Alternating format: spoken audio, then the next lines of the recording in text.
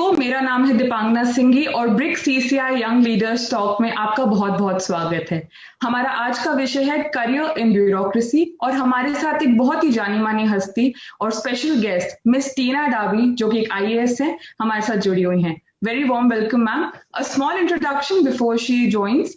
So ma'am is right now posted as the Joint Secretary Finance for Government of Rajasthan. She has been a UPSC topper in 2016 and she is also an honorary advisor for BRICS Chamber of Commerce and Industry, New Delhi. Welcome ma'am, it's great to have you here. Namaskar. Very happy to be connected with all of you today. Thank you for having me. Thank you ma'am. So without wasting any time, let's cut the chase and बातें शुरू करते हैं. So as a beginner would ask, what does a career in civil services look like? So civil services से सब IAS ही समझते हैं. So how do we go about the whole process? Right. Many people mistakenly believe the civil services just to be the Indian administrative service. However, civil services, generally speaking, is being part of the overall administration, the overall governance of the country.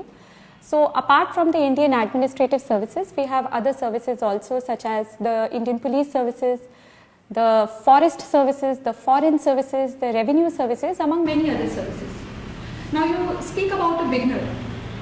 तो अगर हम एक beginner की बात करें जो बस ये जानता है कि मुझे यूपीएससी एग्ज़ाम करना है, मुझे सिविल सर्वेंट बनना है, तो of course the very first baby step would be कि आप यूपीएससी की वेबसाइट पे जाएं, देखें कि एग्ज़ाम जो कंडक्ट हो रही है वो कब कंडक्ट हो रही है, which is the next date of application, syllabus क्या है, उस वेबसाइट पे even previous year question papers available हैं, तो एग्ज़ाम में किस टाइप के क्वेश्चन पूछे जाते हैं, तो एक बहुत ही बेसिक फील लेने के लिए आई थिंक एन एस्पिरेंट का सबसे फर्स्ट बेबी स्टेप होगा कि एक यूपीएससी वेबसाइट पे जाके हर चीज़ चेकआउट करे कि अच्छा है क्या exactly.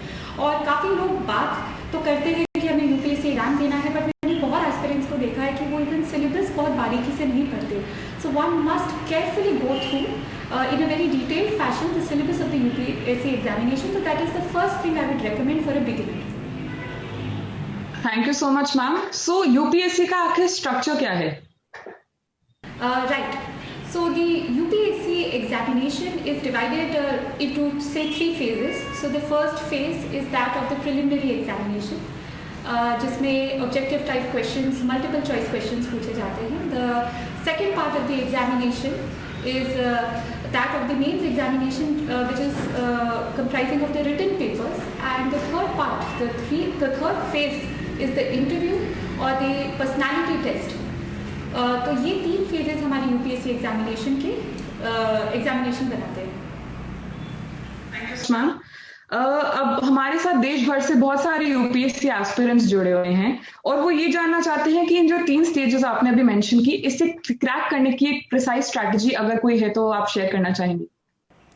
Right, I'll try to be brief and concise क्योंकि दिस इज़ अ क्वेश्चन जिसपे बहुत सारी चीज़ें हैं जिसपे कही जा सकती हैं।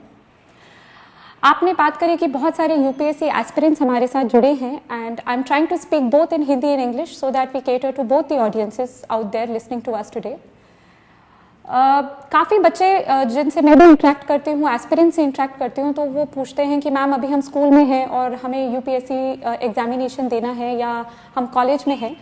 सो अगर किसी स्टूडेंट ने अभी से सोच लिया है कि वो यूपीएससी एग्जामिनेशन देकर सिविल सर्विसेज में आना चाहते हैं, तो that's a very good start, क्योंकि स्कूल टाइम से ही जो स्पेशली हमारी 10th, 11th, 12th की जो NCERTs होती है सारे स्ट्रीम्स की,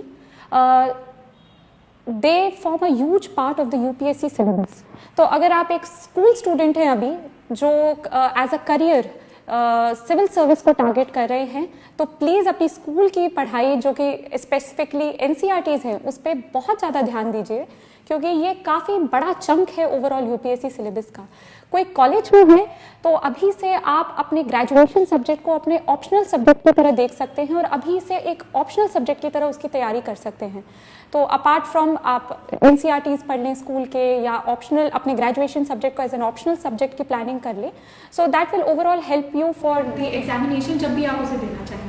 हम अगर वर्किंग प्रोफेशनल्स की बात करें तो ये चाहे कोई वर्किंग प्रोफेशनल हो या एक स्कूल स्टूडेंट हो या कॉलेज स्टूडेंट हो, अगर यूपीएससी की परीक्षा दे रहा हो तो ओवरऑल एक एवरीडे बेसिस पे 7 to 8 आवर्स की स्टडी रखती है। तो एक वर्किंग प्रोफेशनल को अपने अपार्ट फ्रॉम हिज और हर वर्किंग शेड्यूल वो टाइम फ्रेम निकालना पड़ेगा फॉर द स्टडीज। अब हम अगर स्पेसिफिकली बात करें तो प्रिस्क्राइब्ड बुक लिस्ट, सो कौन कौन सी किताबें पढ़ी जाती हैं यूपीएससी एग्जामिनेशन के लिए, इसको मैं और अन्य बहुत सारे IAS officers, IPS officers, civil servants जो सिलेक्ट हो चुके हैं, उन्होंने एक एक्सटेंसिव लिस्ट ऑलरेडी दी हुई है जो आप इंटरनेट पे सर्च करें तो मिलेगी, तो मैं उस पर बात नहीं करना चाहूँगी। मैं बात करना चाहूँगी कि जब आपके पास वो प्रिस्क्राइब्ड बुक लिस्ट हो तब आपकी स्ट्रैटेजी क्या रहे। तो स्ट्रैटेजी ऑफकोर्स रहेगी कि आप उसे स्टडी करेंगे, प्रिपेयर करेंगे, उन बुक्स को आप मेमोराइज करेंगे, रिवाइज करेंगे। और मेरी इसमें स्पेसिफिकली प्रीलिम्स या मेंस के लिए ये एडवाइस रहेगी कि जो बुक्स हैं उनको मिनिमम आप 3 to 4 टाइम्स रिवाइज कर सकें before going for the examination, because then that will make you very familiar with what will be asked या what can be asked in the examination. दूसरी चीज़ जो प्रीलिम्स और mains दोनों के लिए वर्क करेगी वो है practising previous year question papers. तो आप प्रीवियस 10 ईयर्स के क्वेश्चन पेपर्स को बहुत एक्सटेंसिवली स्टडी करें, उन्हें अटेम्प्ट करें, उसके क्वेश्चंस देखें, उससे आपको आइडिया भी लगेगा कि किस टाइप के क्वेश्चंस अगली एग्जाम में पूछे जा सकते हैं। इसके अलावा मॉक टेस्ट पेपर्स जो आपको मार्केट में मिल जाएंगे, जो वेबसाइट्स पे मिल जाएंगे, कोचिंग इंस्टीट्यूट्स में मिल जाएंगे, बहुत सारे जरिए हैं। तो जो मॉक टेस्ट पेपर्स है उनकी बहुत अच्छी प्रिपरेशन करें, क्योंकि वो आपको बताएंगे कि करंटली कौन कौन से ऐसे क्वेश्चंस हैं जो यूपीएससी अपनी एग्जामिनेशन में पूछ सकता है। So practising, revising, memorising, these are the 3 pillars जो प्रीलिम्स और मेंस के लिए एक स्ट्रैटेजी आपके लिए बेनिफिशियल साबित हो सकती है। फाइनली अगर हम बात करें पर्सनालिटी टेस्ट के लिए, तो बहुत सारे एस्पिरेंट्स इस पे भी बात करते हैं कि मैम हमारे स्पीकिंग स्किल्स अच्छे नहीं है, कम्युनिकेशन स्किल्स अच्छे नहीं हैं। तो ऑफकोर्स पर्सनालिटी टेस्ट जो कि इंटरव्यू है वो काफ़ी ज़्यादा निर्भर करेगा कि आप कितना अच्छा अपने जो आपके ख्याल हैं, जो आपके थॉट्स हैं, how well you can put them into words. So of course you have to improve your speaking skills, and again ये प्रैक्टिस से होता है। सो आप चाहे मॉक इंटरव्यू टेस्ट लें या सिंपली एक मिरर के सामने प्रैक्टिस करें, but you have to practise how you present your thoughts in words and expressions.